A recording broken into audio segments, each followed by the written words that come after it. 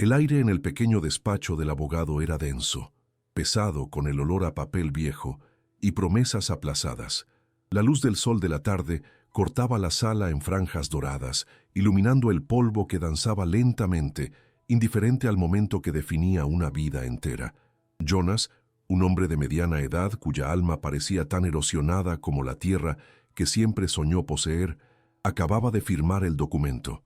Sus manos, gruesas y marcadas por décadas de trabajo para otros, reposaban sobre la mesa de madera oscura, un temblor de incredulidad aún recorriendo sus dedos. Aquel pedazo de tierra seco y olvidado era finalmente suyo, un santuario para enterrar sus dolores y esperar el fin. Fue entonces cuando el abogado, el doctor Arnaldo, carraspeó, y su voz, fría como el acero de un cuchillo, cortó el silencio satisfecho. Solo hay un detalle final, Jonas, una cláusula secreta que necesita cumplir para que la posesión sea suya, de hecho y de derecho. El silencio que siguió fue más pesado que cualquier tormenta de verano. La frágil alegría que comenzaba a brotar en el pecho de Jonas se marchitó instantáneamente, reemplazada por la desconfianza que le era tan familiar. Sus ojos, que por un breve instante vislumbraron la paz, volvieron a ser dos piedras grises y duras. La cláusula, explicó el abogado con una calma burocrática, era simple. La tierra solo sería suya si aceptaba la tutela integral de Ana, una niña de 8 años, hija de los antiguos cuidadores de la propiedad, que había quedado huérfana y completamente desamparada en el mundo. Jonas no escuchó el resto. La palabra niña resonó en su mente como un fantasma. El sueño de su vida estaba atado a la personificación de su mayor pérdida. Miró por la ventana hacia la calle polvorienta, viendo no la libertad de la tierra, sino las rejas de una nueva prisión emocional, forjada por el destino con una crueldad exquisita. Si historias emocionantes de superación como esta tocan tu corazón, suscríbete al canal para no perderte ningún capítulo. Nos gustaría saber hasta dónde llegan nuestras narrativas, así que comenta abajo de qué ciudad y país nos estás viendo. El pasado de Jonas era un campo seco y estéril, donde nada más florecía. Años atrás, una fiebre inclemente, rápida y cruel como una helada fuera de temporada, se había llevado a su esposa y a su pequeño hijo. Desde entonces, se había convertido en un hombre hueco, movido por una culpa que lo paralizaba. Cada amanecer era un recordatorio de su soledad. Cada atardecer, una promesa de otra noche atormentada por los recuerdos. La tierra que había heredado no era un sueño de riqueza, sino una tumba para sus esperanzas, un lugar para trabajar hasta el agotamiento, para que el cansancio del cuerpo silenciara los gritos del alma. Se cerró al mundo, creyendo que el afecto era un lujo que el destino le había negado el derecho de tener de nuevo, y su silencio era la muralla que había erigido para proteger las ruinas de su corazón. Ana, por su parte, era una criatura de silencios diferentes, pequeña para sus 8 años, con ojos grandes y observadores que parecían cargar con la sabiduría de toda una vida de pérdidas. Se aferraba a una vieja muñeca de trapo como si fuera el último ancla en un mar de incertidumbre. La muñeca, con sus botones en lugar de ojos y el cuerpo remendado, era un testamento de su resiliencia. El sufrimiento le había enseñado a no esperar nada de nadie, a moverse por el mundo con la ligereza de quien teme dejar rastro. Su silencio no era de amargura como el de Jonas, sino un escudo frágil, forjado en el miedo al abandono, una forma de volverse invisible para que el dolor no la encontrara otra vez, una plegaria susurrada a un mundo que hasta entonces solo le había dado despedidas. El primer encuentro de los dos ocurrió en un porche mohoso, donde la niña estaba alojada temporalmente. Jonas llegó con el polvo del camino pegado a las botas y al corazón. No se arrodilló, no ofreció una sonrisa, no dijo una palabra de consuelo. Simplemente la miró, y en esa mirada, Ana no vio a un salvador, sino a un hombre que la contemplaba como si ella fuera el último ítem de una lista de obligaciones penosas. «Vamos», dijo, con la voz áspera como la corteza de un árbol viejo. Para Jonas ella no era una niña necesitada de un hogar, sino el precio vivo y respirante que tenía que pagar por su pedazo de tierra. Una carga que el destino, en su ironía macabra, había puesto en su camino para probar los límites de su resignación. El viaje hasta la hacienda fue una sinfonía de ruidos incómodos y silencios pesados. La carreta chirriaba, las ruedas protestaban contra el camino de tierra lleno de baches, y el viento levantaba el polvo rojo que lo cubría todo con un velo de desolación. El paisaje a su alrededor era un espejo de sus mundos internos, árboles retorcidos por la sequía, cercas caídas y un cielo de un azul tan pálido que parecía desteñido. Jonas mantenía los ojos fijos en el camino, las riendas firmes, en sus manos encallecidas, evitando a toda costa la mirada de la pequeña figura a su lado. Ana, por su parte, permanecía inmóvil, con los ojos atentos a cada detalle del paisaje moribundo, como si intentara memorizar el camino hacia su nuevo exilio, un lugar que no prometía nada más que soledad. Al llegar, la visión de la casa fue un golpe. Era poco más que un esqueleto de madera y barro, con tejas faltantes como dientes en una boca desdentada y ventanas que eran agujeros vacíos, ojos que no veían nada. La maleza alta se apoderaba de lo que un día fue un jardín, y un aire de abandono y muerte flotaba sobre todo. Jonas esperaba lágrimas, una explosión de desesperación por parte de la niña. En cambio, Ana bajó de la carreta, acomodó la muñeca en sus brazos y miró la ruina con una aceptación silenciosa que rayaba en la resignación.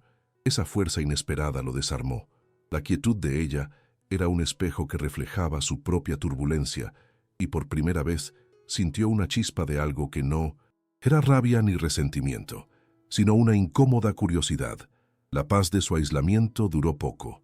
A la mañana siguiente, una figura imponente surgió en el horizonte, montada en un caballo negro que parecía tallado en la propia arrogancia. Era el coronel Amancio, el dueño de casi todo en aquella región, un hombre cuya sonrisa no alcanzaba sus ojos fríos de depredador. Se detuvo frente a la casa de Jonas, midiéndolo de arriba abajo con desprecio. «Oí que conseguiste un nuevo hogar y un nuevo equipaje», dijo con un gesto de cabeza hacia Ana, que se había escondido detrás de la puerta.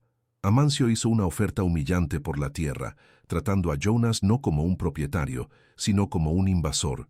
La negativa seca e inmediata de Jonas selló el inicio de una guerra silenciosa, encendiendo el odio en los ojos del coronel, que codiciaba aquel suelo por un secreto que yacía bajo sus pies.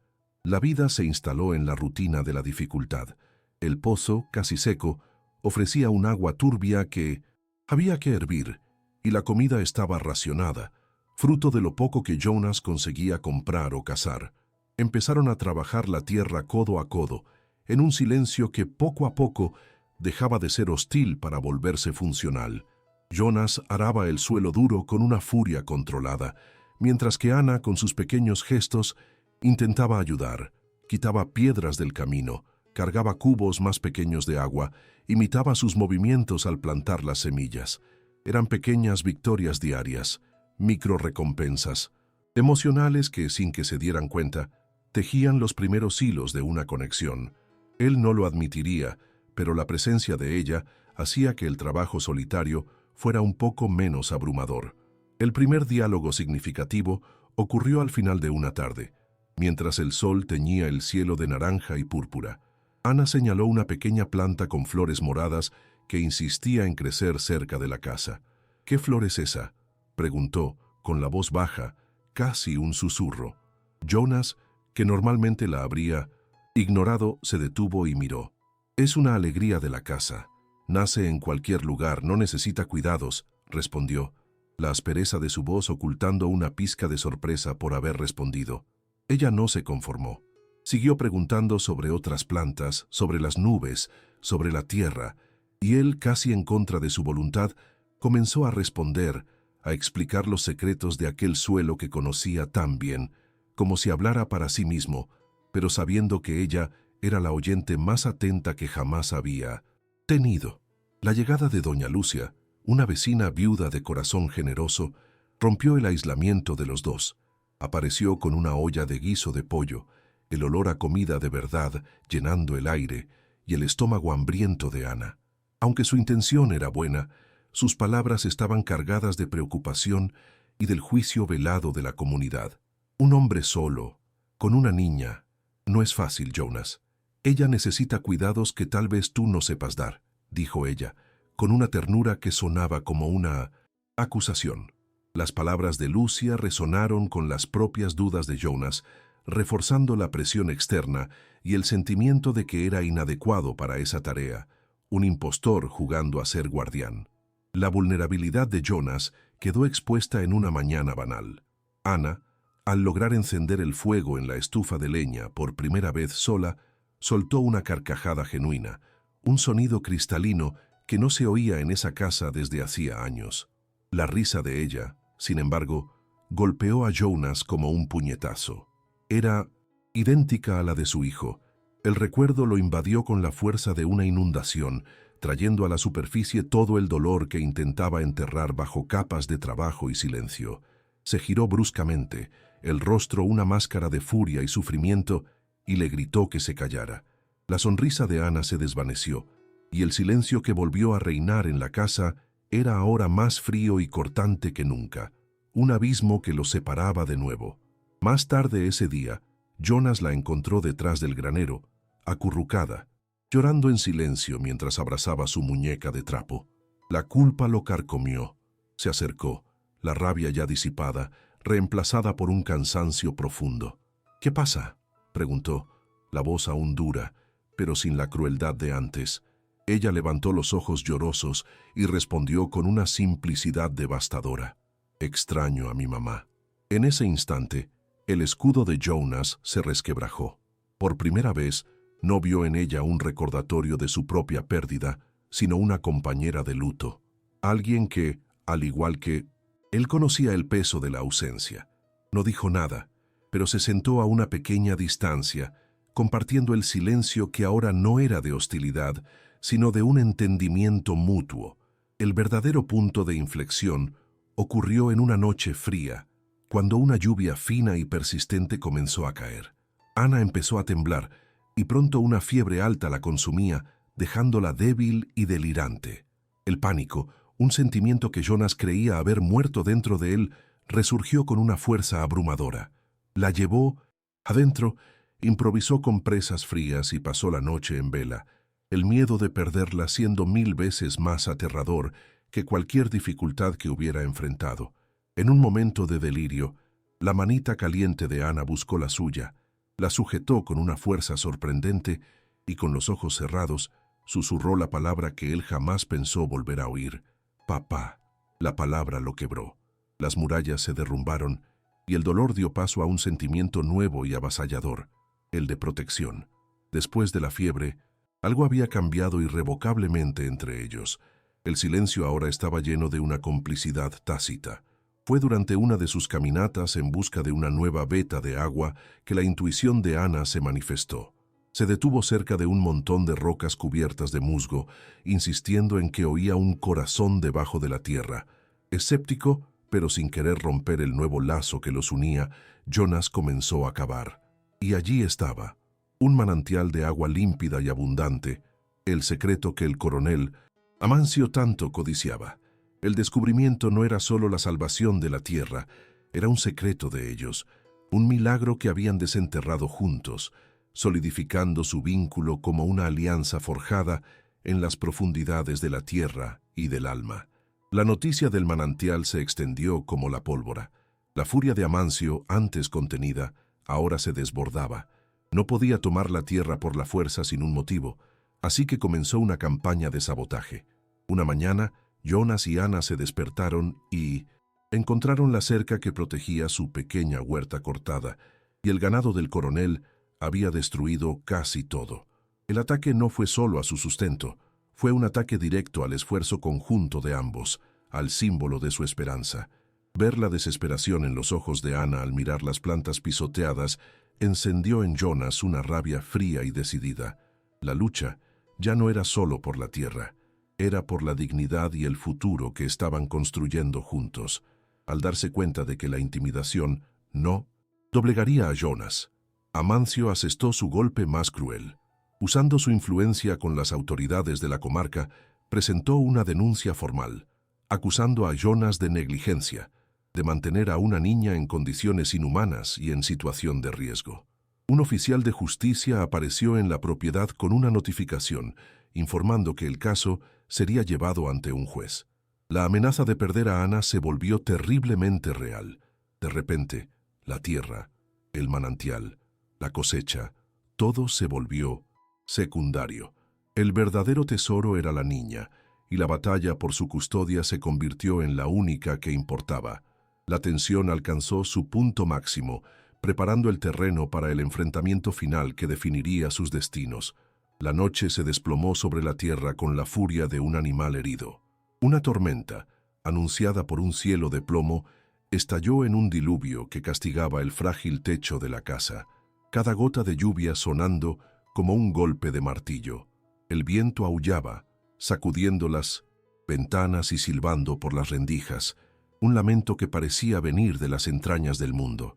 Adentro, la luz temblorosa de un quinqué lanzaba sombras danzantes en las paredes, creando un santuario precario contra la oscuridad y el caos. Jonas y Ana estaban sentados en silencio, la violencia de la naturaleza exterior reflejando la tensión que se había acumulado durante semanas.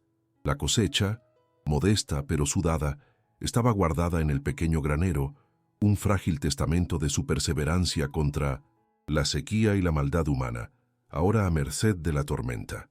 Fue entonces cuando un sonido disonante cortó el ruido de la lluvia, el galope de caballos embarrados y voces rudas que no pertenecían a la noche.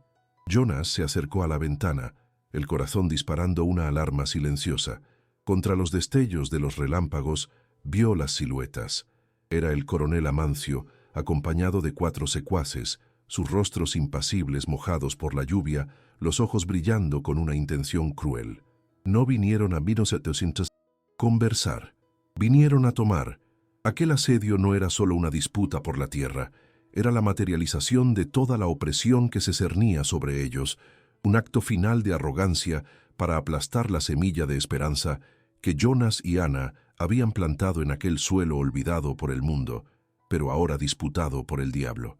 Sin una palabra de advertencia, uno de los hombres de Amancio se acercó al granero con una antorcha encendida. El fuego, silbando al encontrar la madera mojada, vaciló por un instante antes de morder la estructura con un hambre voraz. En segundos, llamas anaranjadas y rojas lamieron la noche, ascendiendo hacia el cielo tempestuoso en un espectáculo de destrucción. El olor a humo acre se mezcló con el olor a tierra mojada, y el sonido del crepitar de la madera se unió al rugido de la tormenta. Jonas observó, paralizado, su sueño de un nuevo comienzo, el fruto de su trabajo y de la pequeña alegría de Ana, siendo consumido por las llamas. Aquel fuego no quemaba solo la cosecha, quemaba el pasado que él intentaba honrar y el futuro que comenzaba a vislumbrar. En medio del caos, Ana vio algo que nadie más notó. Cerca del granero en llamas, un pequeño brote de girasol que ella había plantado y regado con devoción estaba siendo pisoteado por el movimiento de los hombres y ahogado por el aguacero. En un impulso de puro instinto protector, corrió hacia afuera, un grito ahogado por la tormenta, tratando de salvar aquel pequeño símbolo de su vida allí. Jonas, arrancado de su letargo por la visión de la niña en la oscuridad, sintió un hielo recorrerle la espalda. El granero, la tierra, todo desapareció. Solo veía la frágil figura de Ana, expuesta a la furia de los hombres y de la naturaleza. Sin pensarlo 2 veces, se lanzó a la lluvia, el miedo por ella superando cualquier otra pérdida material. La alcanzó y la atrajo a sus brazos, llevándola de vuelta a la precaria seguridad de la casa. Pero era demasiado tarde. Empapada y temblando, Ana comenzó a arder en fiebre. Su pequeño cuerpo, que minutos antes era pura determinación, ahora estaba blando y débil en sus brazos. Sus ojos, antes tan vivos y observadores, se volvieron vidriosos, y un gemido bajo escapó de sus labios. La fiebre subía con una velocidad aterradora, el fuego interno, convirtiéndose en una amenaza mucho más inmediata y aterradora que las llamas que devoraban el granero afuera. El pánico que había sentido en la noche de su delirio regresó con toda su fuerza, pero ahora era un terror absoluto, la certeza de que el destino había venido a cobrar su precio una vez más, amenazando con arrancar de sus brazos el único motivo que lo había hecho sentirse vivo de nuevo. Afuera, el coronel Amancio, embriagado de poder, gritaba por encima del sonido de la tormenta y el fuego: «Se acabó, Jonas. Renuncia a esta tierra que nunca fue tuya. Entrega la escritura y tu terquedad no te costará nada más». Veía la vacilación de Jonas, su atención dividida entre la amenaza externa y la crisis interna, y lo interpretó como debilidad, el momento perfecto para asestar el golpe final. No sabía que la batalla de Jonas ya no era por un pedazo de tierra. La guerra ahora se libraba en el santuario de aquella casa, contra un enemigo invisible llamado muerte, y el premio era la vida de una niña que se había convertido en el centro de su universo. Jonas sujetó a Ana con fuerza, el calor de su fiebre quemando a través de su camisa. Miró las llamas que consumían su granero, el símbolo de su antiguo sueño de soledad, y luego el rostro pálido de la niña en sus brazos, la personificación de su nuevo propósito. Y en ese momento, la elección se volvió límpida como el agua del manantial que habían encontrado. Con una fuerza que no sabía que poseía, empujó un pesado mueble contra la puerta, atrancando la entrada. Se volvió hacia la ventana, enfrentando la oscuridad donde Amancio despotricaba, y gritó con toda la fuerza de sus pulmones, la voz embargada por una furia protectora y un amor incondicional. «Llévate la tierra, quémalo todo, pero a mi hija no la tocas». La palabra hija no salió como una carga, sino como una declaración de guerra, la aceptación final de su papel. En el momento en que la última palabra de Jonas resonó en la noche, disipándose en la lluvia, figuras comenzaron a emerger de la oscuridad. No eran secuaces, sino sombras familiares. Eran los otros pequeños hacendados, los vecinos que antes lo miraban con desconfianza. Alertados por doña Lucia, que había presentido el peligro, vinieron, armados con machetes, hoces y viejas escopetas de caza, formaron un semicírculo silencioso y decidido entre la casa de Jonas y los hombres de Amancio. Sus rostros, esculpidos por la misma tierra y las mismas dificultades, eran máscaras de una solidaridad forjada en el sufrimiento compartido.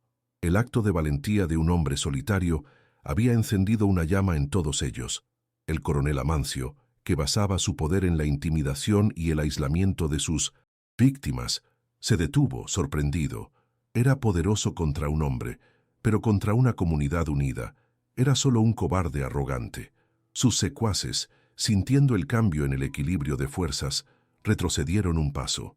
El coronel miró los rostros resueltos, las herramientas de trabajo transformadas en armas, y se dio cuenta de que la noche estaba perdida. Con una última mirada de puro odio dirigida a Jonas, escupió en el suelo, montó en su caballo y, seguido por sus hombres, desapareció en la tormenta. El peligro inmediato había pasado, dejando atrás un granero en ruinas humeantes y un hombre que, en medio de las cenizas de su sueño, había encontrado su verdadera herencia. Cuando amaneció, pálido y lavado por la tormenta, se encontró con un escenario de destrucción y renacimiento. Las ruinas humeantes del granero eran un testamento de la noche de furia, pero el sol que nacía detrás de las nubes iluminaba algo mucho más poderoso: la comunidad. Los vecinos no se fueron con la lluvia. Permanecieron allí, firmes, sus rostros cansados pero resueltos. Doña Lucia ya estaba dentro de la casa, cuidando de Ana con tés de hierbas y compresas, su presencia una fuerza tranquila y sanadora. Jonas salió y vio a aquellos hombres, antes extraños desconfiados, ahora ofreciéndole manos para el trabajo y palabras de apoyo. No necesitó decir nada, solo un asentimiento de cabeza, un gesto de gratitud que pesaba más que cualquier discurso, selló una nueva alianza, forjada en el fuego y la solidaridad. Las semanas que siguieron fueron de un trabajo febril y colectivo. Hombres de todas las propiedades vecinas venían a ayudar a reconstruir el granero, sus herramientas y risas llenando el aire, donde antes solo había silencio y desolación. Las mujeres traían comida, transformando la faena en una celebración de su recién descubierta unión. La tierra, ahora irrigada por el agua abundante del manantial y abonada por la determinación de muchos, comenzó a florecer de una manera que Jonas jamás había soñado posible. Los brotes verdes rasgaban el suelo con una vitalidad contagiosa, una promesa de que la vida siempre encuentra un camino. El poder del coronel Amancio, basado en el miedo, se deshizo ante la fuerza de aquella comunidad. Aislado y desmoralizado, se convirtió solo en una sombra, un amargo recuerdo del pasado. Con la paz restablecida y la cosecha futura garantizada, Jonas hizo el viaje más importante de su vida. Fue ante el juez de la comarca, no para defenderse de una acusación, sino para hacer una petición. Frente al magistrado en una sala austera que antes lo intimidaría, habló con una sencillez y firmeza que provenían del fondo de su alma transformada. Contó su historia, no la de la tierra, sino la de cómo una niña huérfana había regado su corazón seco y le había enseñado a vivir de nuevo. No pedía la custodia como una obligación impuesta por un testamento, sino la paternidad como el mayor privilegio de su existencia. El juez, viendo la verdad en aquellos ojos y la sinceridad en sus manos encallecidas, concedió la adopción, uniéndolos oficialmente bajo la única ley que importa, la del afecto. La casa en ruinas, antes un refugio para la soledad de Jonas, se convirtió en un hogar. Las ventanas vacías ahora tenían pequeñas cortinas de tela estampada, y una maceta con una alegría de la casa adornaba la entrada. La presencia de Ana llenó cada resquicio de vida, sus dibujos infantiles coloreando las paredes de barro y su risa siendo la música constante del lugar. Jonas finalmente entendió que la herencia nunca había sido el pedazo de tierra. La tierra era solo el escenario donde el destino le había entregado su verdadero tesoro. La familia, que él pensaba que era una puerta cerrada en su doloroso pasado, resultó ser una semilla que solo necesitaba tener el coraje de plantar y regar. Ya no era un hombre definido por sus pérdidas, sino un padre definido por el amor que había encontrado. Al final de la tarde, padre e hija solían sentarse en el porche reconstruido, mirando los campos que se extendían verdes y fértiles hasta el horizonte. La tierra, que un día reflejó la sequedad del alma de Jonas, era ahora un espejo de su abundancia interior. Aprendió de la manera más dura y más hermosa que la verdadera herencia no está escrita en un pedazo de papel, ni se mide en hectáreas. Se construye con los lazos que plantamos con sacrificio, regamos con afecto y protegemos con valentía. El ciclo del dolor se había roto, y en su lugar, un nuevo ciclo de amor y esperanza comenzaba a brotar, tan resiliente y terco como la pequeña flor que nace en cualquier lugar, sin necesitar nada más que una oportunidad para florecer. ¿Qué opinas de la transformación de Jonas? De un hombre destrozado a un padre protector. ¿Crees que la unión de la comunidad fue el punto de inflexión decisivo?